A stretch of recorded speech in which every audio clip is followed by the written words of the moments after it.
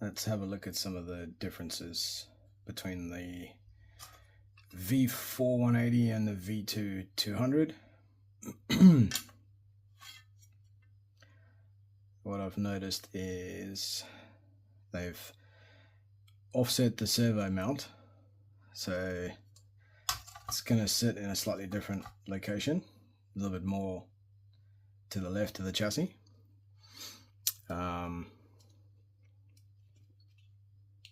Which is probably a good thing, because that's going to create a better weight distribution for the car.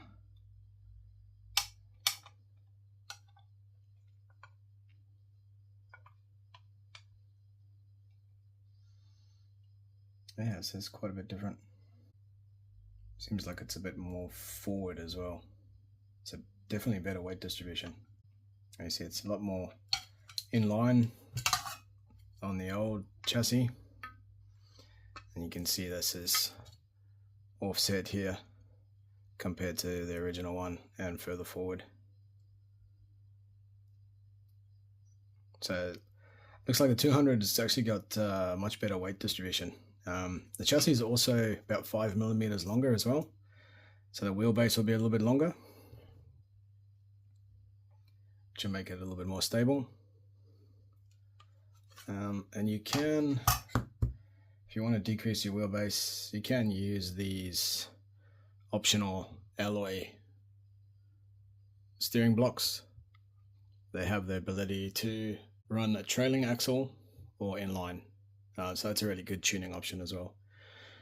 Trailing axle will give you a lot more corner exit steering, and actually calm the car down from off center, which means as you're going down the straight, your car won't be so twitchy trying to track in a straight line. It'll be a little bit more calm. This is what you want to do every time you strip down a car. Check everything. Don't just clean it and rebuild it, because you never know what's happened.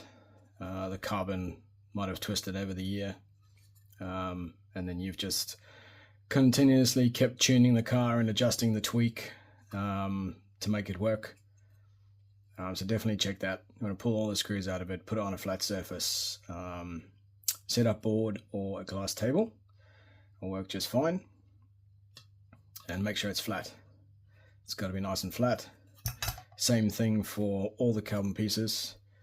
The battery plate as well, because this has mounting points. So if this is twisted, you can put a twist into that as well, especially after it's torqued up. And most importantly, don't forget to check that this is nice and flat as well and doesn't rock. Okay. You're still running the carbon arms and this plate up the front. Check them as well.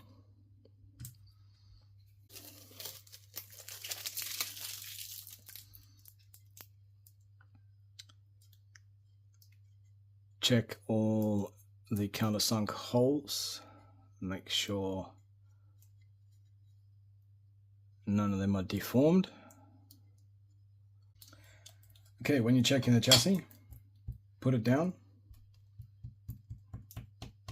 and tap it. Right, it should not rock or have any kind of ticking, tapping noise, because then that means it's bent. Okay, so it's looking pretty good. Let's have a look at my pod. There we go. That's exactly what I'm talking about. So I'll just get the camera down in here a little bit closer so you guys can see what's going on.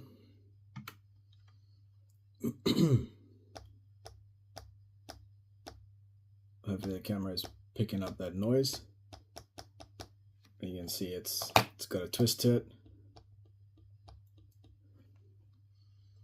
And that's probably the reason why I don't have a nice free running axle shaft anymore. It's probably because it's got a little bit of a twist in it.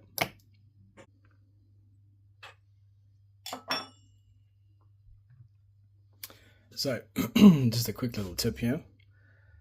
The more you use the set screw to adjust your side spring preload and your tweak, after a while it does start to get a little bit loose in the carbon. Put a little bit of cyanoacrylate glue in there, or super glue, or tire glue, whatever you want to call it.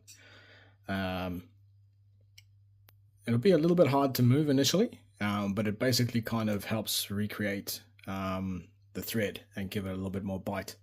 Because what I was finding was mine was starting to move with the vibration, and then that was upsetting obviously the tweak in the car.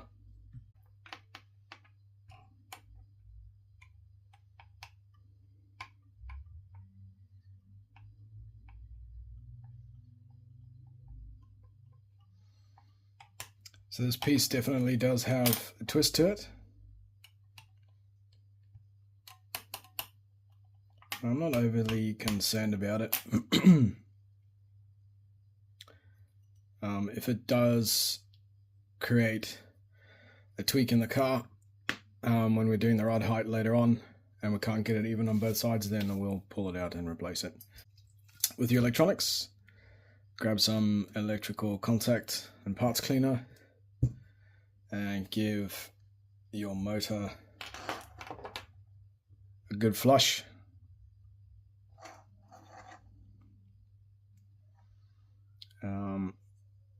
I wouldn't tamper with the motors too much unless you know what you're doing. If you do know what you're doing, then yeah, obviously pull them apart and give it a nice clean. See how badly if this is just tweaked or if it is actually bent. So this particular plate, pod plate that I'm using, came out of the box with a very slight twist in it, and it was only raised on one corner. So what I did is I put very tiny little shims underneath the motor mounts, and then that took all the play out of it, well, the slight twist that it had.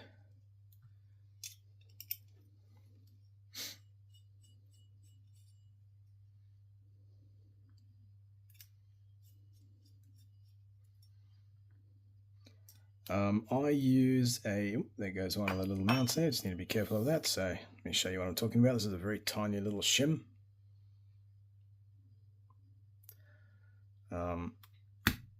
Always handy to have one of these vernier calipers. I recommend getting yourself a pair of these. So using 0.1 millimeter steel shims.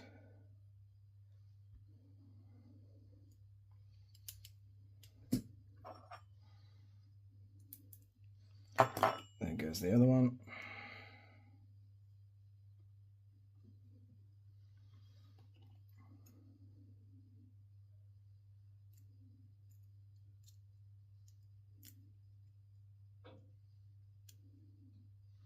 I think I might have 0.2 all the way around actually. So let's take all these out and have a look.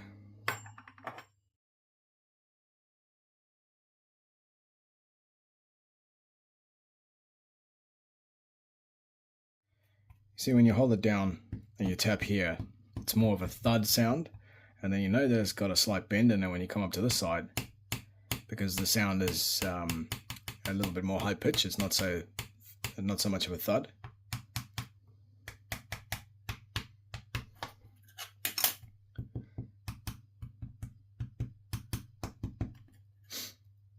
Anyway, we're not going to be using this one because it's wearing away down the front here, and I do some measurements from these points, so I want something a bit more accurate. Plus, it's got this chip in the carbon there, so it's just a part that's basically seen enough hours on the track, and probably something that would end your racing day if you didn't replace it, because probably a few more knocks and then it would split. Let's have a look at some bearings.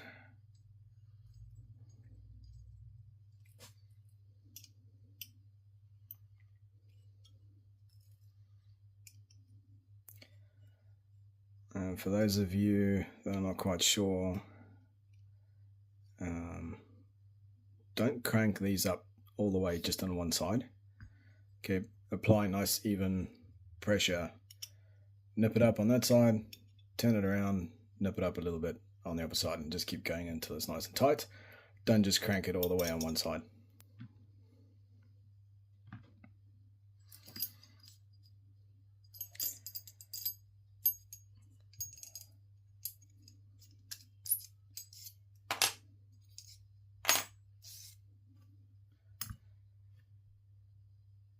So for the Exotech tires, I was running the 1 degree axle height shim, and I believe it was inverted. Yep, because that one's still in there. That's inverted.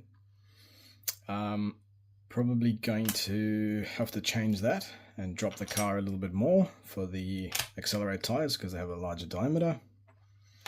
So we may flip that back the other way around. Yep, might try it in the opposite direction, or we'll go to a 0. Well, that's nasty. So you can see there, it looks like we have a bent motor mount,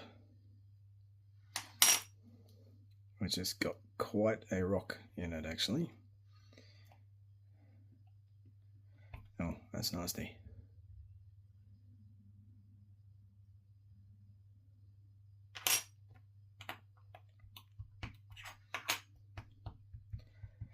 That one's not so bad, but this is terrible. Oh my goodness. that's, oh yeah, this piece here on the front is completely bent over in that direction. Not quite sure if we can see that in the camera, but oh, there we go. Might be picking it up. Doesn't quite line up anymore.